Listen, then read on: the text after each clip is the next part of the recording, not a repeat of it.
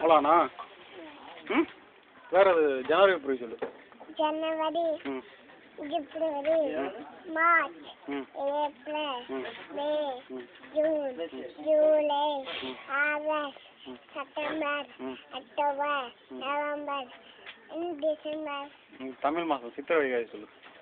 நீங்க எடுக்கவே இல்லை. எடுக்கிறேன் சொல்லு. சித்திரை, ஐயசி, ராணி, ஐப்பசி. சொல்லு சொல்ல விட. சரி சொல்லுப்பா சொல்லுப்பா சொல்லு சொல்லு. எல்லாரும்